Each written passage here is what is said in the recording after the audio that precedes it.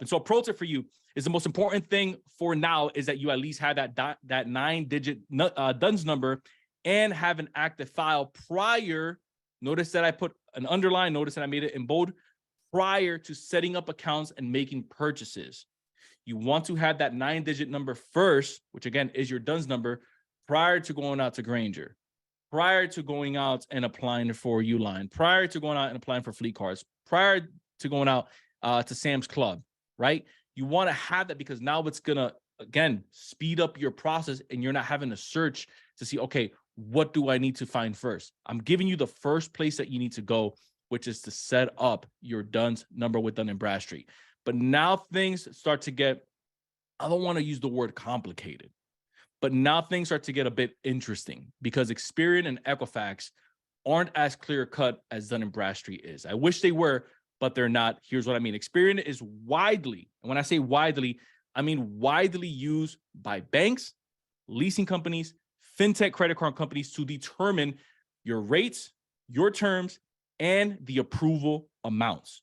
So for those of us that are saying, okay, well, I want to know more about funding plays, I want to know more about how I can fund my business, you're going to want to really pay a close eye on Experian and on Equifax, because this is where the majority of financial accounts are going to report versus vendor accounts, right? Again, quick recap. Your vendor account is going to be things like your net 30s. Those are your suppliers. Those are things like Uline. So let's say if you buy $100 worth of paper for your business, that's going to be on a net 30, meaning you have 30 days from the day that you were invoiced to make that payment.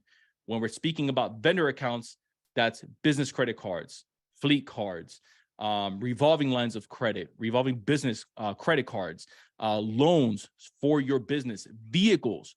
All of that is referred to as financial accounts for your business. Now, Experian Business Credit Report and the score is the most important if you're looking for, again, bank loans, credit cards, and vehicle financing for your business. Now, a major difference, though, is this. It does not allow you to self-report. And I'm going right here on the fourth one. It does not allow you to self-report trade references like Dun & Bradstreet. The only way to get listed with them is by having the creditor and the supplier or the supplier furnish your data for you directly. And I'm going to give you like a little tip on how to self-publish or self-report your own data, because there is a difference between trade references and trade experiences. When you are on the Experian website, and this again is over on the business side, you want to fill in your business information, right? The same way that we would do this over with Dun & Bradstreet is the same way that we're doing it now with Experian. And so we want to first see, okay, is there anything that's already on there for my business? Because remember, there's no self-reporting. So that means that if you've already had a business for some time, or if you established a business, you made some purchases through your LLC or through your business, or you have some business credit cards, it's a possibility that there could be something reporting for your business. And so this is how you would search it. You would go right on the Experian business website, right? And then what you would do is you would go ahead and click where it says proceed if you find your business or if your business is listed. If your business is not listed, then that means that there's nothing reporting just yet. And so there's no business profile built up just yet for your business. Now, the reason why I have this arrow pointing at with trade lines is because it's exactly as it reads. Is let's say you do find your business and you're thinking to yourself, okay, wait, I've been in business for a couple of years now. I got a couple of trade lines reporting, a couple of net 30s, net 45s, I have a couple of business credit cards. I took a couple of loans out for, let's say, my trucking business or for my construction business. Surely something must be reporting, right? They will tell you off the rip, like off the bat, even before you click on your profile to open it up and to claim it, that yes, there are trade lines already attached to your profile. Now, here's like again, split in the road. If your business is listed, again, if your company is listed, then your Experian credit report is available for you to view for accuracy. But if it's not listed, then you'll have to wait for you to make a payment and for it to get reported in order for you to see that get listed on there. Now, again, you guys are going to want to do what you're going to want to do with your businesses, but I recommend going ahead and doing your business like a good service and getting yourself the business credit advantage. The reason why I recommend this is because you're going to get access to unlimited reports. You're going to get access to unlimited alerts if anything changes on your credit, if something gets reported, if something gets removed, if a UCC filing hits out of nowhere, you're going to get it on the dime, versus having to wait if you guys are using more of like a third party type of software, right? For it having to wait. Okay, wait a minute. Is this accurate? Is this not accurate? Okay, did they scrub this data? No, again, you're getting it directly from the source. And again, that is my pro tip that I have for you is you want to do your business a strong service, get yourself the business credit advantage. Yes, it's an investment. Yes, it's $189 a year. If you're only really wanting to build out one credit profile to start out with, I highly recommend it. Because remember, over with the credit signal with Dun & Bradstreet, I recommend the free one anyways. And so if you can't cough up $189 a year for this right here, then you're just gonna have to find budget cuts somewhere else in your business. But again, it is a fantastic tool for those of us that are looking to build. Now, like I mentioned earlier, if your business is not listed with Experian just yet, you'll have to wait for credit to start reporting on there in order for that profile to open up. Now, most of the companies that you're probably doing business with are reporting on a net 10, net 15, net 30, net 45, or net 55 basis. And sometimes it takes, especially if you're getting off this call and you're going out there and you're starting to make those purchases on the net accounts, it's going to take 2, possibly 3 rounds in order for that to even start reporting. One of the things that I often hear is, hey, I got access to these revolving accounts, not revolving accounts, to these net accounts, or even some revolving accounts, and I don't see them reporting anywhere. Like, what gives? The reason for that is sometimes you haven't given it enough time for it to actually report over to the credit bureaus. That's the first thing. And second thing is you actually want to make sure that you have an account that reports over to those credit bureaus. Let's head over to Equifax though. And by the way, we're not done with Dun & Bradstreet or Experian. I'm still laying out the foundation for you guys. So I just want you guys to know it. Like we're going to go a little bit deeper. I'm just slowly working us in, slowly massaging it. So that way, you know, we're not bruised up. We're not intimidated by all of this information coming at us all at once, because I really want us to understand how these companies are using your data. Rad, what was it that you said last week? What was that? You're not wealthy or you haven't made the money yet because you don't understand data. What was it that you said, bro? Oh yeah, data is the new oil. If you knew all the information that you needed to know, then you would be implementing what you needed to know. Like, yes. if you know it and you're not implementing it, you really don't know it. You just know it by thought and theory, and you're just playing around with it. But what you know and what you actually believe and what you actually walk out is going to transform your life. If you knew everything that Bill Gates knew, if you knew everything that Elon Musk knew, if whoever your person is in business, if you actually knew what they knew, your life would not be the same.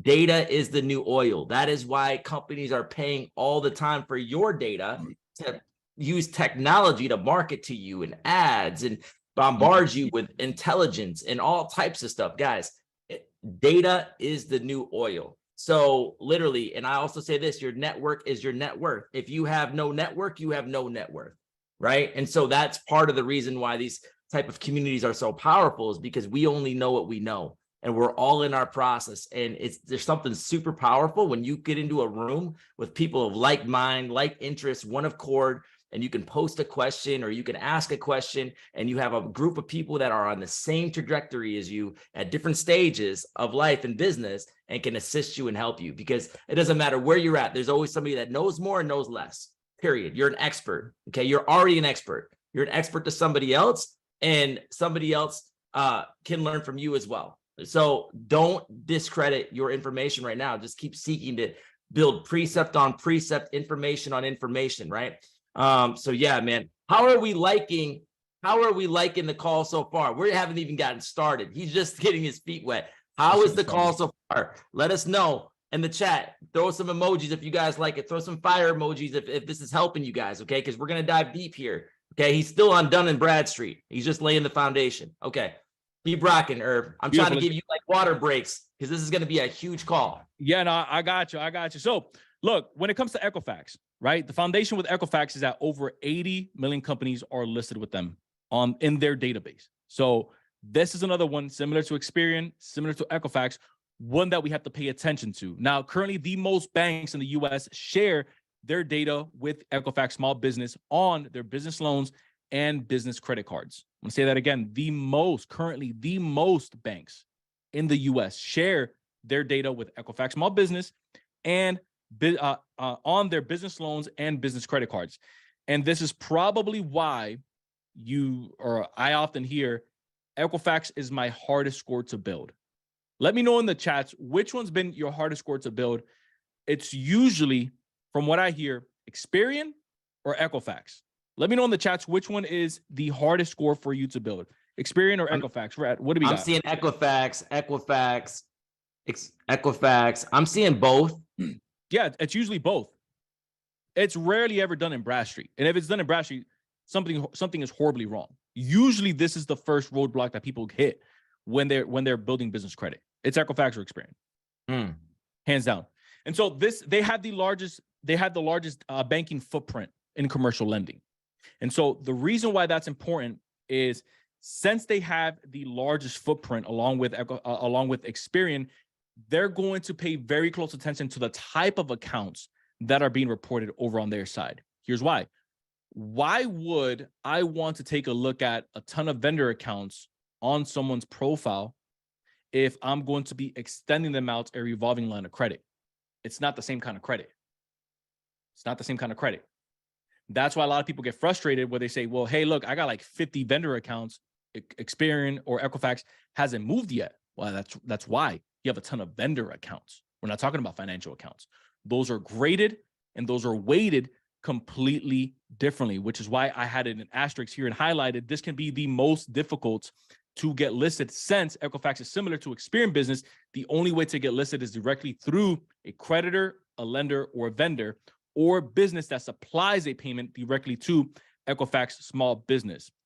Now, both Equifax and Experian Small Business will give you failing scores. They don't play that. They are ruthless. There is no mercy with Equifax or Experian.